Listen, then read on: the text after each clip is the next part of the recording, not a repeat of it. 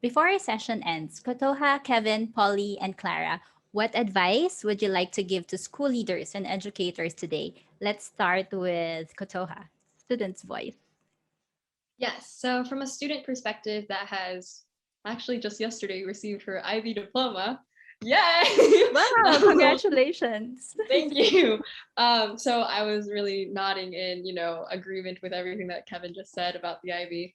But anyways, from a student's perspective, I definitely believe that educators must, once again, reiterating what I said earlier, they have to listen to students. But outside of that, they have to make sure that they're the ones that can actually, thank you, that can begin change and start change at a more proactive and policy level and structural level within the school. So when we started, building change at my international school in Brussels, there were so many educators, that actually helped us, that, helped us connect to people and to different conferences. And they actually were the ones, were at the forefront of everything that was more administrative, that was essentially out of student hands.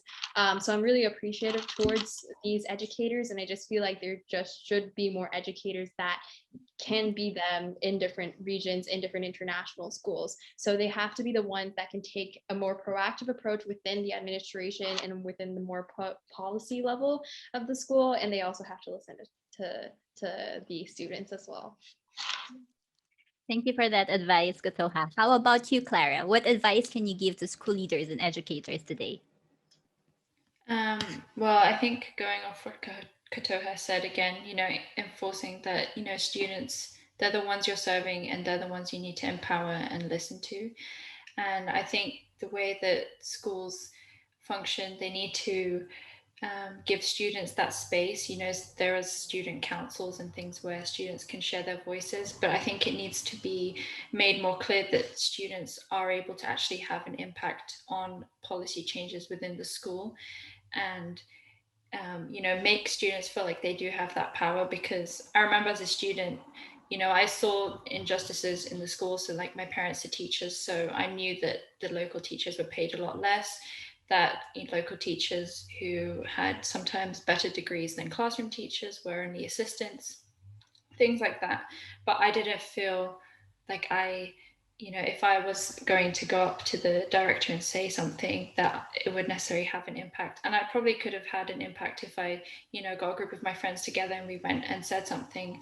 But I think, again, it's that feeling of being isolated. And so, yeah, basically like empower your students and also let your engage with your educators within the school to make your students feel comfortable to bring up issues within the school. Have an open door policy if you're a director, and make students feel comfortable that they can come and bring any concerns and issues up with you, whether that's to do with structural changes or, as Kotoa was saying, like bringing up issues like of discrimination, of racism, or other forms.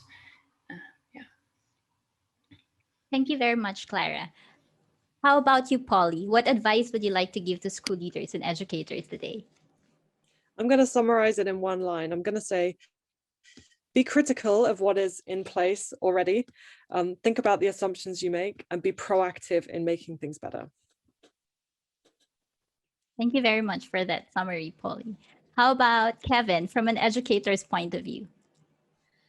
I think advice, I come from that, question stance. Like I said earlier, how are schools acknowledging identities and all of humanity that's present in their schools? I think for this one is looking to seeing how are we, or what are we doing that's in the best interest of our scholars. And I think, along the lines of just our work, are there issues of racism and discrimination at your institution that have not been addressed? We heard from, the youth here. We heard from the work that Polly and her org is doing, which is amazing. And I highly recommend go to their website, because I see and hear folks a lot of times say, oh, we didn't know that, we didn't have representation. I'm like, go to Amala's website and see what representation looks like and sounds like, because they definitely live it. But I think for us, it's, audit your classrooms. Like we said, look around, who's there, who's not there, and asking why. There were a lot of books bought last summer. A lot of reading went on. What did you do as a result? So what have been the actions? What have been the changes? when you look at structures and systems and policies.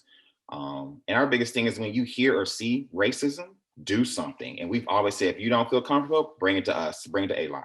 I had a conversation yesterday with somebody about, from a certain country with a certain name, went to an interview and was turned away because their color didn't match what the expectation was.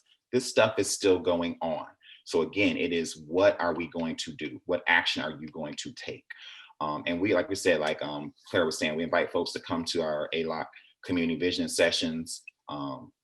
That space is open, for our entire international school ecosystem, as well as joining at the school or a member.